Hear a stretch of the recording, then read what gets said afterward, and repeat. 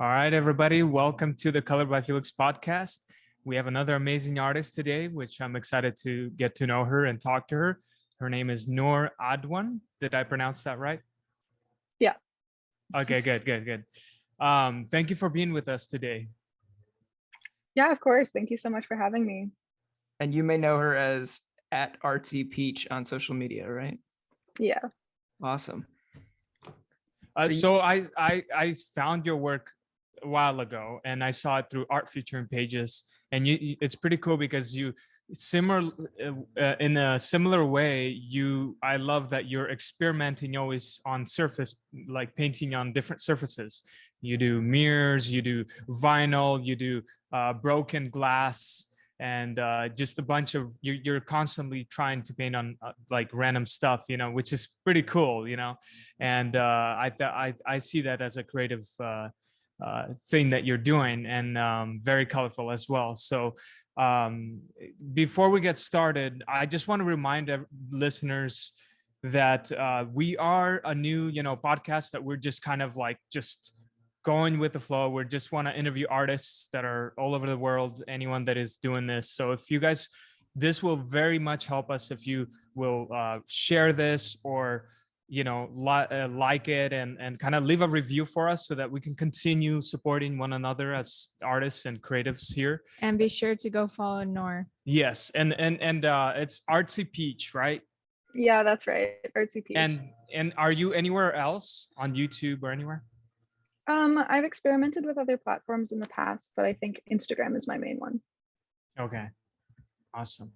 So how did you get started painting on all these different surfaces like Felix was talking about? Yeah, honestly, I started out painting on untraditional surfaces because I realized that I was kind of bored with canvas. For a while, I thought I was bored with painting, but I don't know, something about canvas is just doesn't spark joy for me as an artist. So I started experimenting. I love repurposing objects and I love thrifting. So I would, go to thrift stores. I would pick up, objects that were unloved and unused, and I would take them home and make something new with them. I would paint on my friends too, if I didn't have canvas with me, but I wanted to do an art project. Yeah, I feel like the canvas that I use is just as important as the actual like painting itself. And I think that experimenting with mediums other than, traditional like canvas, paper, is a good way to kind of explore not only different ways of creating art and making something beautiful, but also like experimenting with different techniques, because things like glass require different techniques than something, more porous like wood. So it's a good way to, I think, to expand your horizons as an artist, both in terms of what you create, what the things you create look like, and also in the techniques that you use. Mm-hmm. I noticed you also, before we jump into how you started doing art and all that, I noticed you also write music, right? You do your own like music. Is that correct?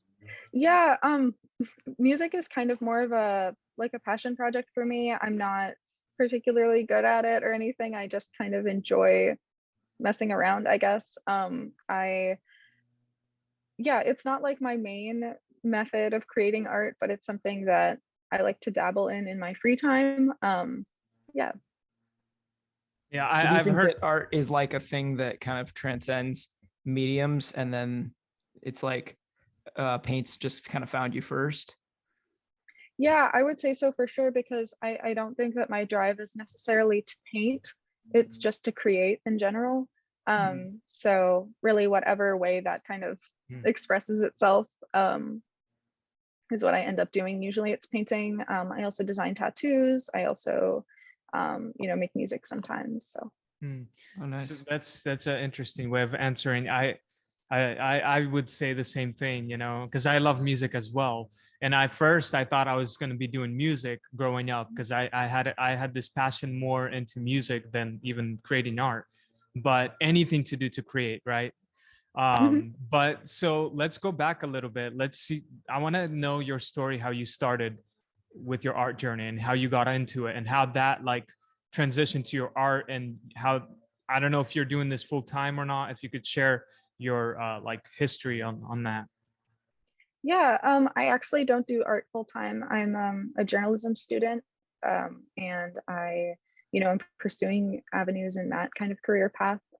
Art is something for me that I never wanted to make a career specifically, because I always had this worry that if I turned it into something that was an obligation or a commitment or something that I needed to do to make money, that the joy would be sucked out of it.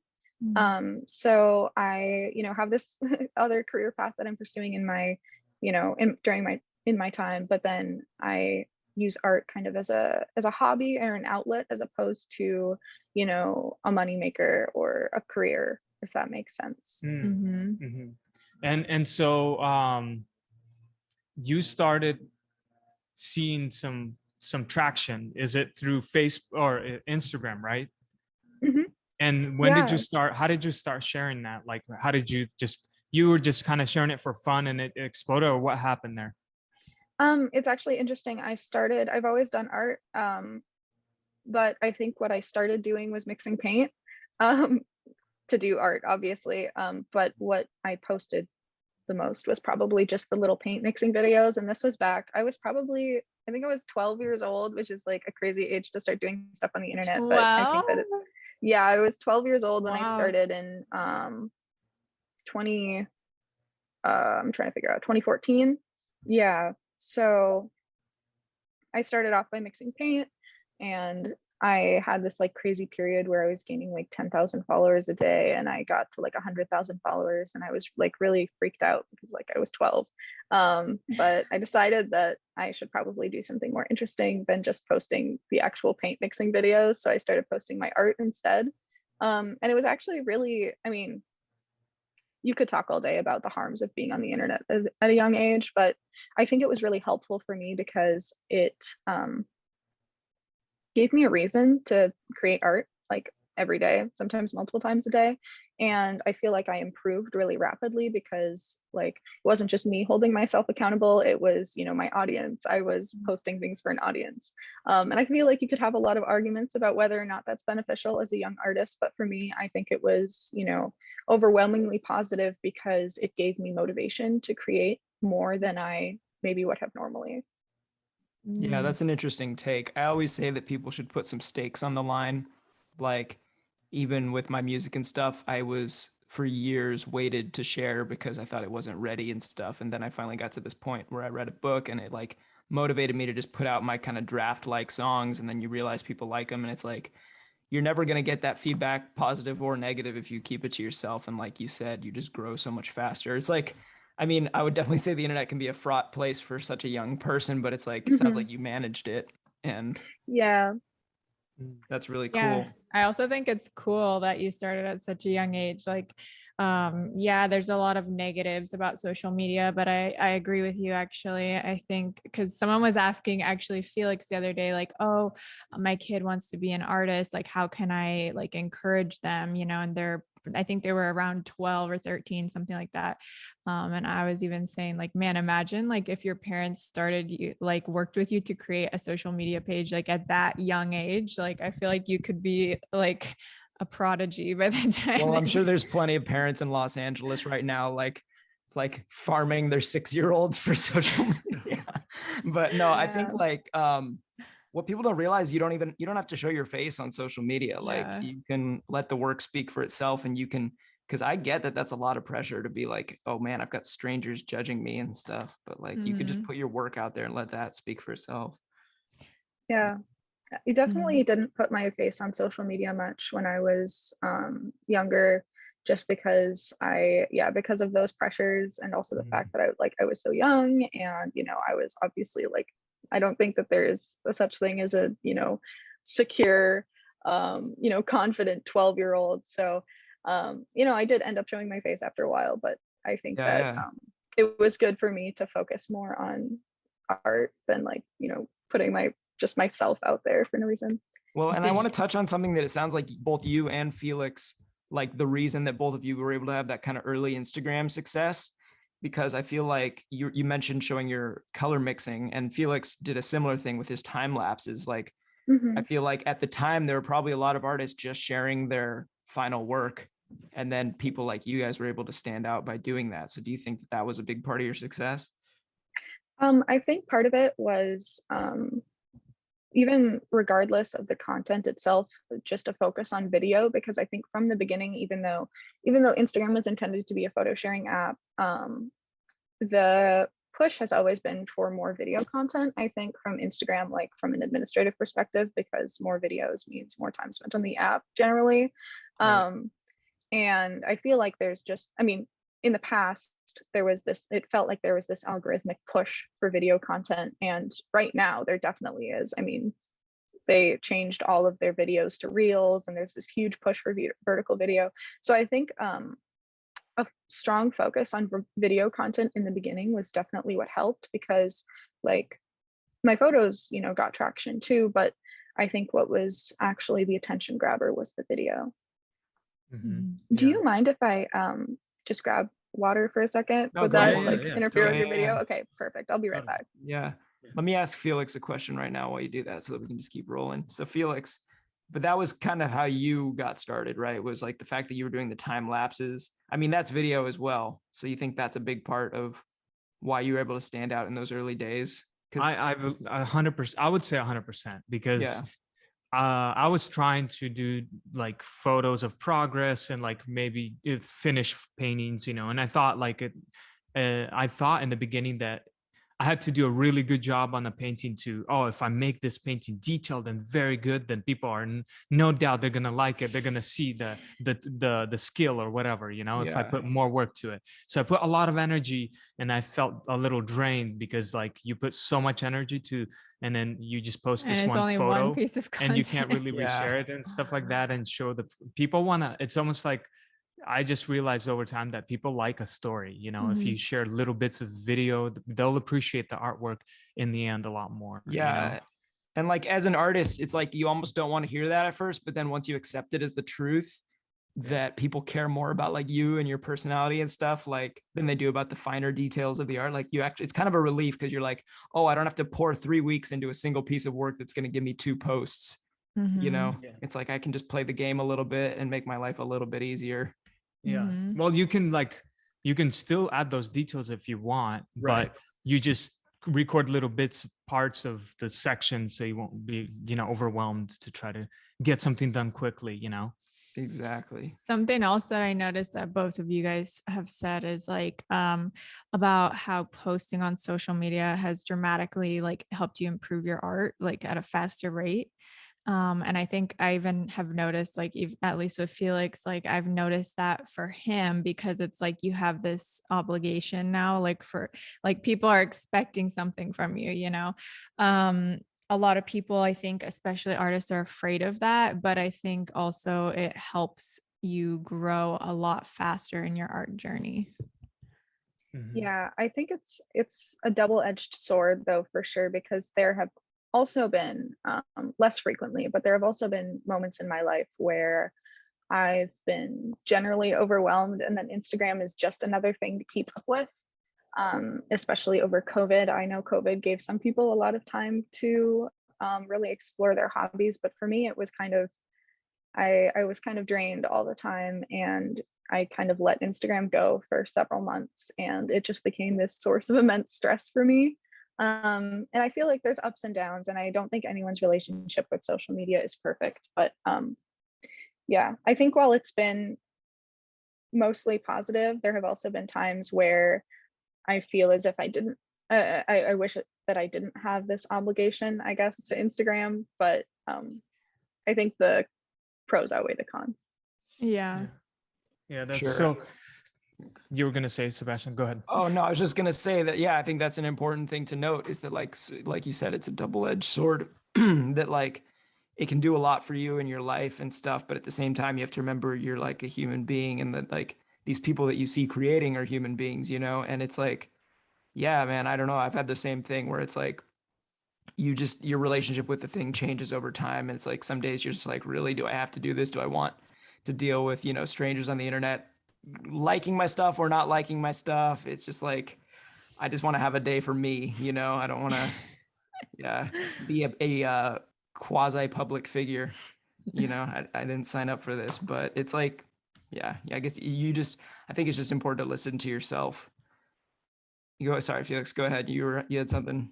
Yeah, I mean, over time, it's interesting because I like you, I'm sure we're in a similar situation where over time you just realize like, oh, I didn't really realize where this was going, emotionally and like maybe even physically sometimes, because you don't know, you just, you think like, oh, it's easy to just be on social media and just jump in and do that, but you don't think about like what it does to you in the future.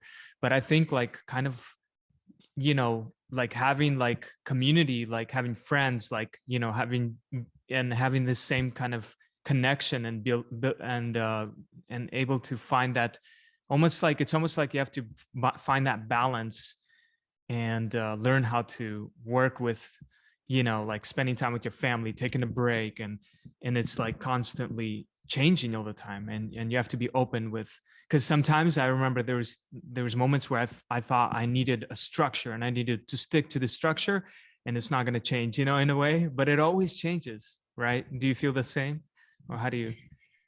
Yeah, I've also tried to kind of implement a sort of like structure to how I approach Instagram and making content. But I feel like it always falls apart because you can't schedule motivation. You just can't. Some mornings I will wake up knowing that I like told myself that I would do art in the morning and make a reel or whatever, and then I have to just not do it because I realize that I'm not motivated and the content I create won't be as good, I guess, So I think it's hard to structure it. It's hard to schedule things, and it's hard to, try and make something like very like rigid out of something that's fluid, like art or motivation. I don't know. So yeah, it's kind of difficult wrestling with the algorithm as a human being who, has motivation that comes and goes. Yeah. Right. I think we're in like a weird time where as an artist you have to do a lot of things that are not artistic. They're not natural to the creative brain. I think like having to switch modes between, hey, I'm just having fun and like getting in my intuition and making something, and then switching to, okay, how am I going to market this, and how am I going to break it up, and how am I going to promote it or whatever. It's like back in the day, it's like, I guess I would take today over the past, because in the past you could only have like 25 people doing it professionally, but those people doing it then could just be in a room creating all day, and somebody else, the suits, would handle all the details, for better or worse. But yeah, but you get taken advantage of. And then the suits would take all your money. Yeah. Yeah. But real quick, before we move on, like you were talking about COVID, and something that I think you got a lot of attention for recently was actually painting COVID tests. So I mean, I'm sure you've been asked about this a lot, but what was like the motive behind that, or the inspiration? Yeah, I will say the COVID tests, I don't know if it's a consequence of all of the COVID test videos getting like over 10 million views, so just a lot of people saw them, or just the fact that it's inherently controversial, but that was probably one of the most controversial things I've ever done, was paint COVID tests.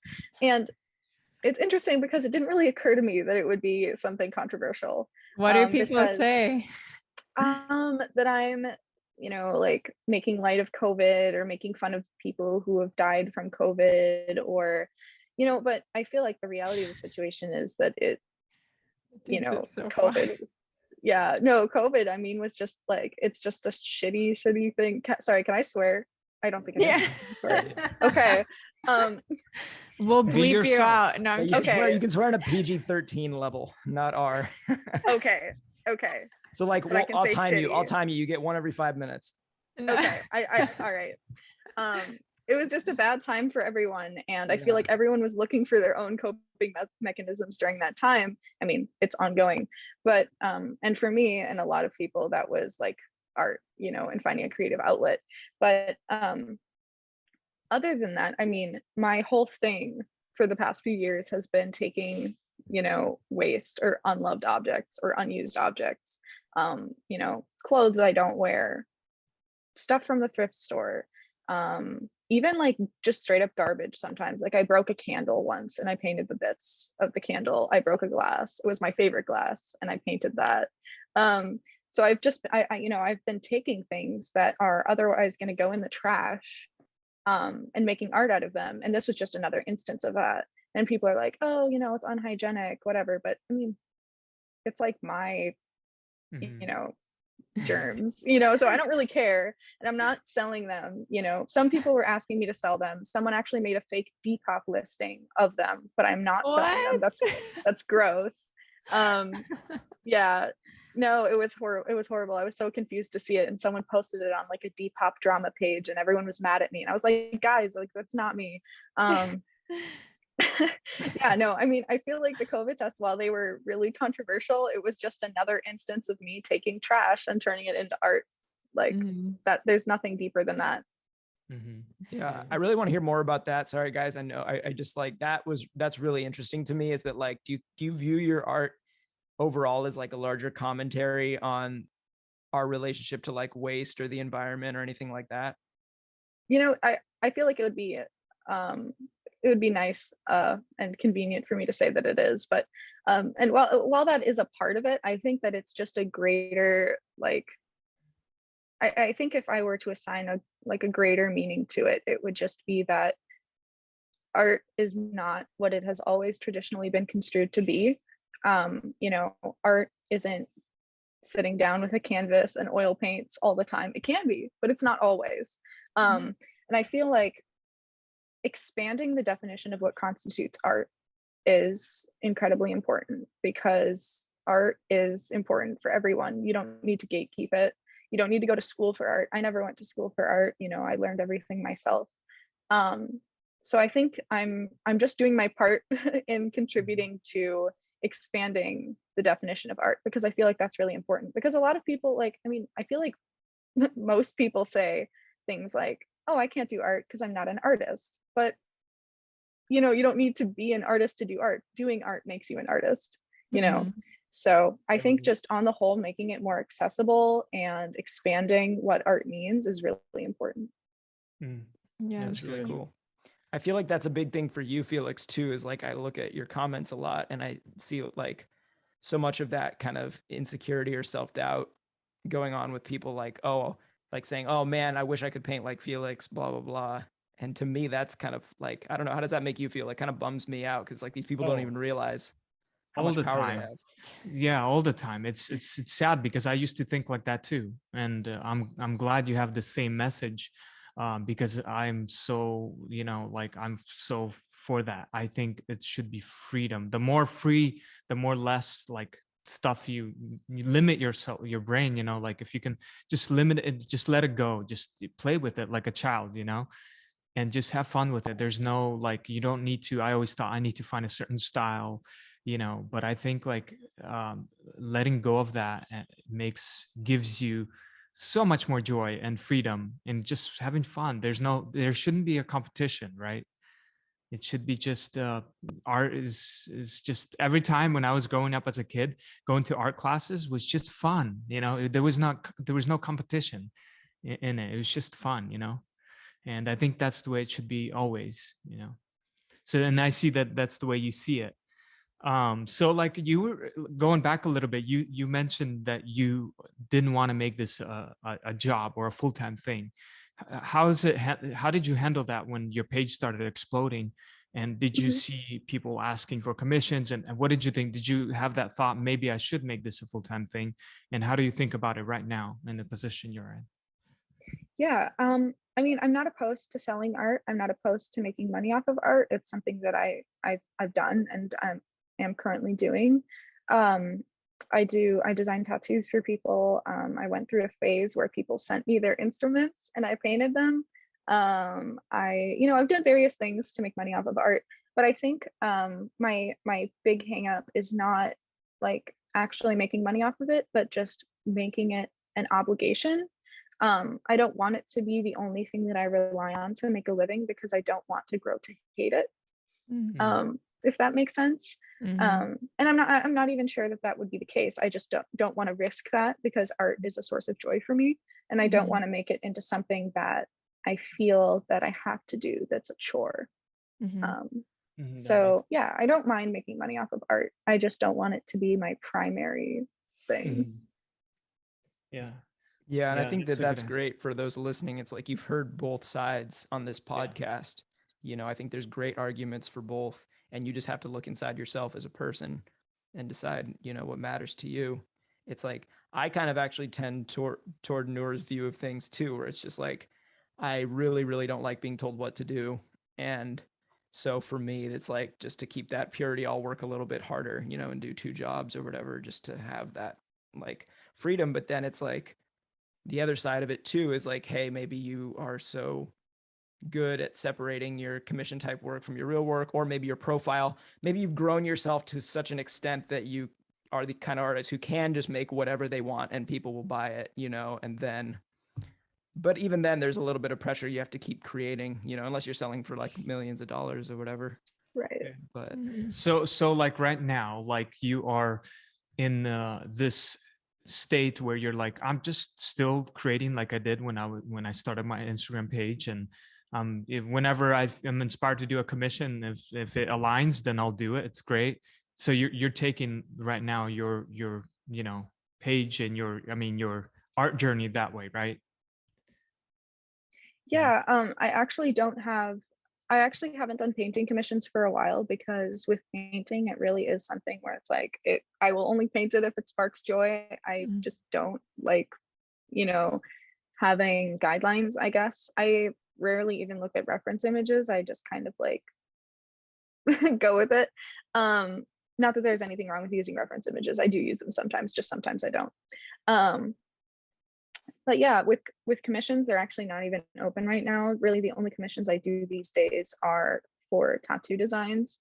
And yeah, like it is kind of like what you described. I'll accept them if I have the time and it's something that I feel aligns with my style, but otherwise I don't do them because you know, I don't want to make art a chore. I like what you're one of the first ones who on this podcast talked about like just having art, like not really having plans, you know, in a way, just letting it be there just as a joy to come to, like a hobby almost, right? And doing other, and you're okay with that. I think that's, you know, that's a pretty cool, I think that's awesome. And I think that's, you know, see, I'm learning about you a lot, and I think that's great, like to, you know, to interview artists, because you don't really get to hear much about what they think and where they're at in certain areas of, you know, how they see things. So I think that's awesome. That side is totally okay. There's no right or wrong, you know, how you do this, you know.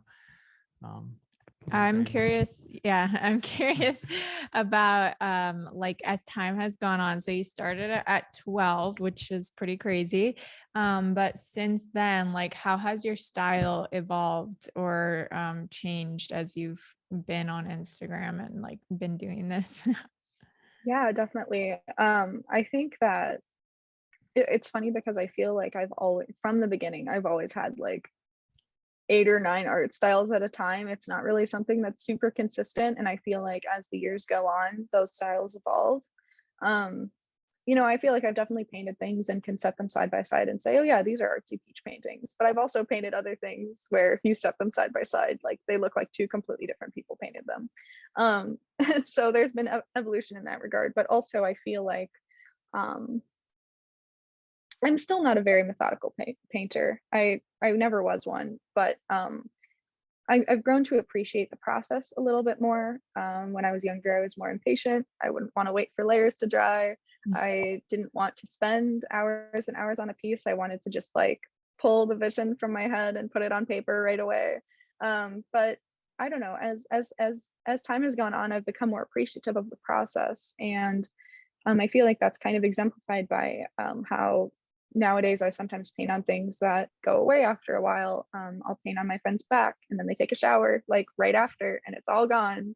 I'll paint on a pumpkin and the pumpkin will rot because it's, you know, a living thing, or I suppose it's not living anymore, but it's plant. So I feel like appreciating the process for what it is and not just the final product is probably one of the bigger areas in which I've evolved. That's cool. Really cool.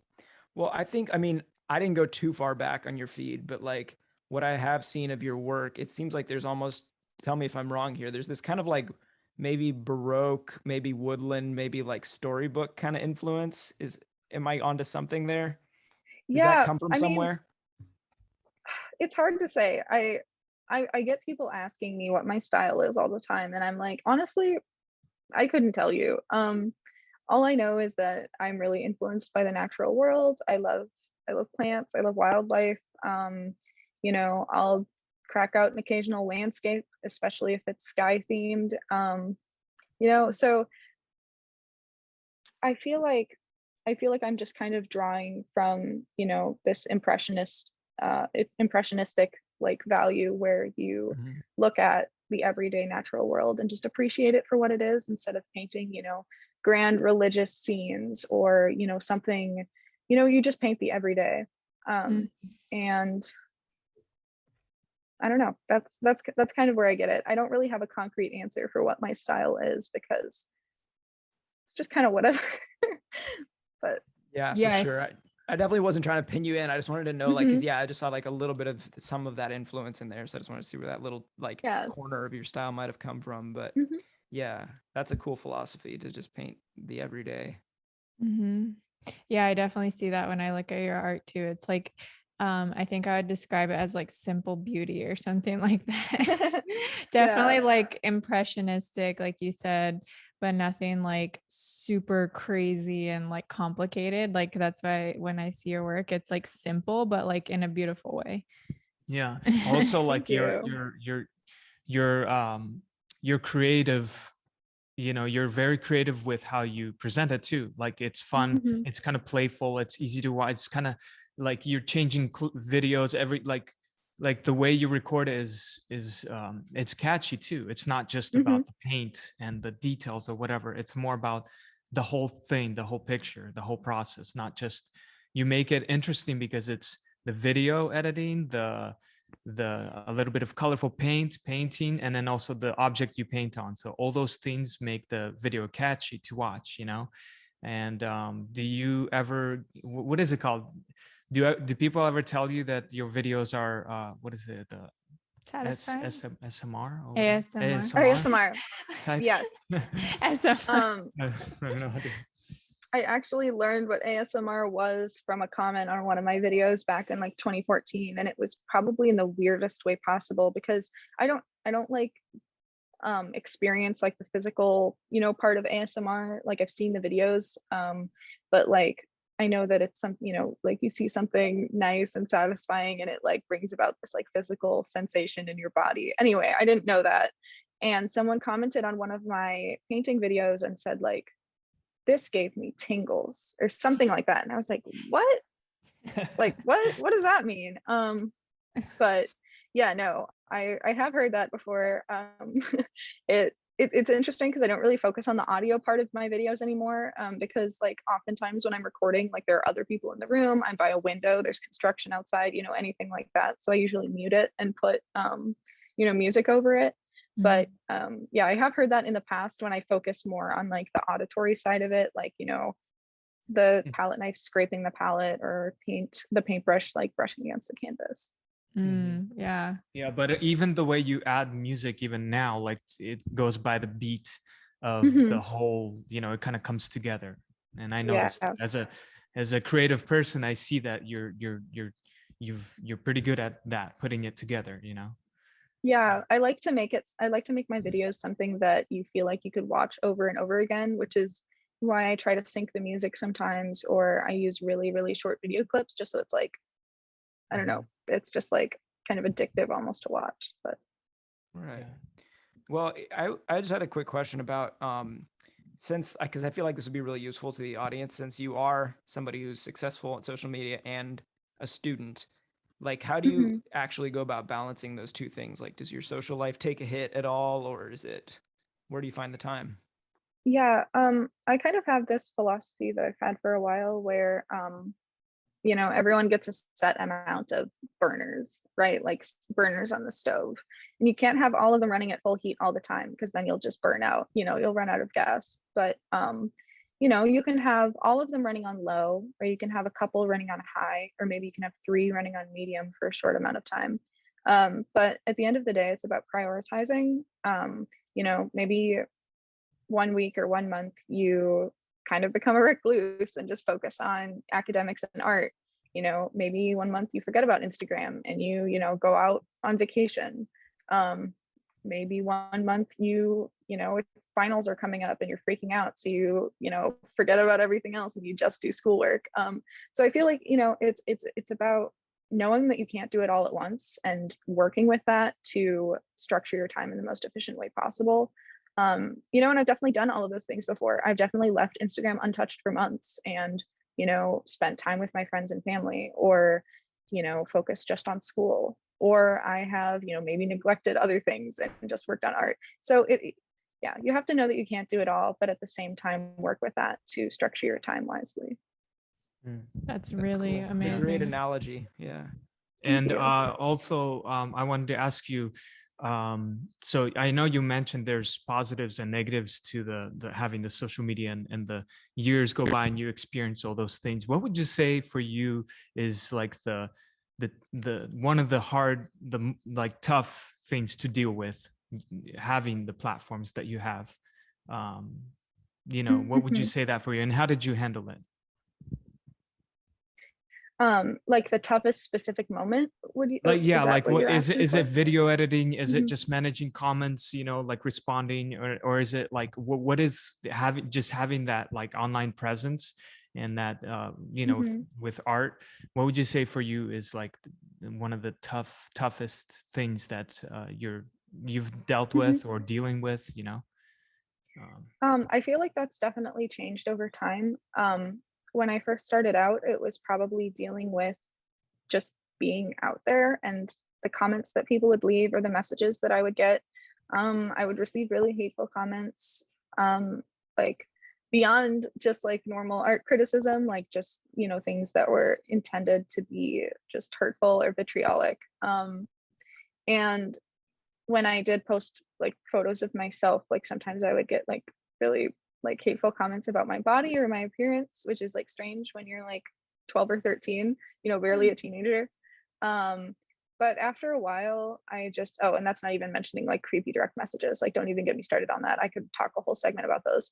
But anyway, like that was probably the hardest part, like starting out. But after a while, something just clicked in my brain and I realized that like those people will always exist and you just need to ignore them. And it's honestly like a good sign too, because if the only people in your comment section are giving you like praise, then that means that your video hasn't gone far enough, you know? Like you're not reaching new people if you aren't reaching people that are maybe apprehensive or don't like your work. Because you don't want your videos to just circulate amongst your followers. You want new people to see them. You know, so that was probably the hardest part at first, but now I don't really pay it any mind. Nowadays, I think the hardest part is just finding the motivation to post. I feel like Instagram in the past few years has become a very different place than where it was when it first started out. You know, it was photo based, but now it's trying to become an imitation of TikTok, which is really disheartening, I feel, because even as someone who's always prioritized video content, I really miss and crave photography. And I could post photos, but no one would see them, you know? So I think the hardest part now is just kind of adjusting to this new normal and motivating myself to continue to create content, even though it's very different from the content that I started out creating. Definitely. Yeah. I kind of wish that Instagram was also just like a mostly photo app as well. I think that that's still very much serves its purpose. And it's like, even now, like I want to be able to kind of take in a lot of somebody's work or whatever it is and not have to, you know, watch. It's very time consuming to like go have to watch a bunch of 30-second reels just to get an idea of what somebody's been up to. You know, it's like, I think that sometimes you just want to be able to like go find some inspiration, some visual inspiration somewhere or whatever. Yeah, and I feel like a lot of that visual inspiration is lost with the video because, you know, while Instagram is prioritizing reels, they're also prioritizing like ultra fast consumption of content. You know, creators, I like get videos recommended to me sometimes where people are like, you know, Instagram like like they give you consultations on how to make your page better. And they say like, oh, you should post 3 reels a day and 7 stories a day. And I'm like, what? Yeah, Like, yeah. what happened? You know, like I miss the days where you post once a week. It was a really nice, well curated photo, maybe a slideshow of photos. And that was it. You know, just now that there's just like there's this overabundance of content on the internet, and as it, you know, as people create more stuff, the quality goes down. So I kind of miss like the slower days of Instagram where it was you know, less content, but it was, you know, more thoughtful. Mm. Yeah, those I think like we're gonna seem have to, so far away. yeah. We're gonna have to like, I really do believe that like the revolution has to be like a cultural thing. Like we as people have to collectively like discover new ways of like engaging with each other and art and things like that that are more meaningful, because we can't just leave it to the corporations to do it for us, you know? It's And like, definitely not Facebook. yeah. Yeah, no way. Yeah, it's like Mark's gonna post. I love when he posts those videos of him in the metaverse, and it's like the creepiest thing ever. And I always think it's satire. I always think it's like somebody else who animated it to make fun So of them, weird. but it's like Yeah. the real thing, and they think that that's relatable. But anyway, I know you've got to get going, so I just wanted to ask a question that we get a lot from people at Color by Felix, and it's, what advice do you have for artists in a creative rut? I feel like this question never goes away, so I want to hear Yeah, lots of I mean, I kind of wish that I had a straightforward answer to that, because I feel like if I did, I would use it a lot. I think that you just need to accept that creative ruts will exist, because you're not a machine, you're a person. You know, your motivation will ebb and flow, and so will your, you know, just your drive to create will vary with time. And you just need to learn to accept that and not beat yourself up over it. There was a point in my life where I would just push through and try to create anyway, but you know, stuff you create when you're not motivated is just not good. Like it's not. You need to have, even if you're, you know, technically brilliant, you need motivation. You need like a spark behind your work for it to actually, you know, be something that people want to look at. In my opinion anyway. So I think you need to just understand and appreciate that those things will happen. If it's an underlying issue, for me, I know a lot of the time I get into ruts because of stress, and you can sometimes remedy that like lack of creative energy by addressing, you know, the root of the problem, be it stress or something else. But for the most part, you need to just accept it because it happens. You need to know that like in some time it'll come back and you'll have this drive to create again. But just don't beat yourself up over it.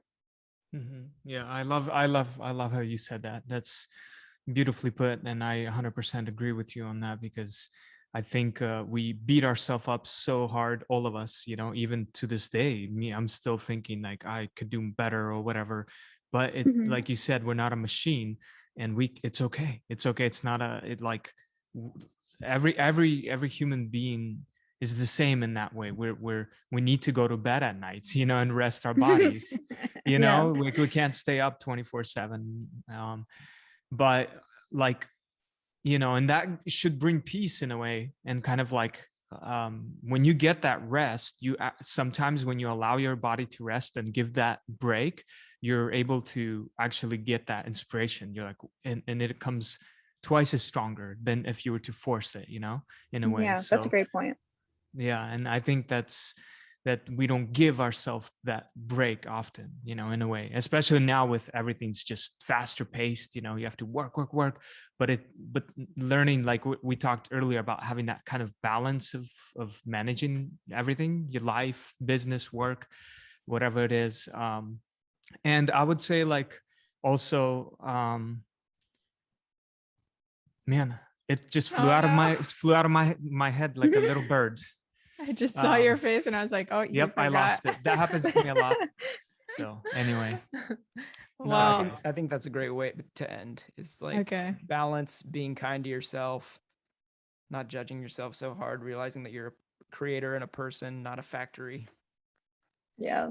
Sure. And I think that also, like, even though Instagram is changing a lot, social media in general is changing a lot, it's actually I think showing creators that like it's okay to rest, because I think before like when it is like super manageable, or like back then when it was like super easy, you know, not super easy but easier than now to keep up, it's kind of like I feel like we would, at least for us, we would like pack our schedule, like all this stuff. But now it's like, okay, you know what, whether or not we make 3 posts a day, we're still maybe going to lose followers because of the way Instagram is changing. So it's like, whatever, like we're just going to post what it is we enjoy. So it's kind of liberating in a way also. Yeah, for sure. Yeah. Any I guess the final, I know Sebastian said it, but any, before we end this, any like last advice, because I think you're one of the like the first artists that we interviewed that you started young, you know, very young, and so you're able to relate to a lot of people that are maybe right now starting young, you know, that are listening, because a lot of our audience are more of the younger group. And any advice you would say as the final words, like Yeah. today? Well, I mentioned that burners analogy earlier, and I would like to also mention that one of those burners is self-care. I think that the art that I created that I consider to be the best was made at, during times in my life where I felt secure or unstressed, or I was getting enough sleep at night and I wasn't, beating myself up over the amount of content I was producing, or, this or that.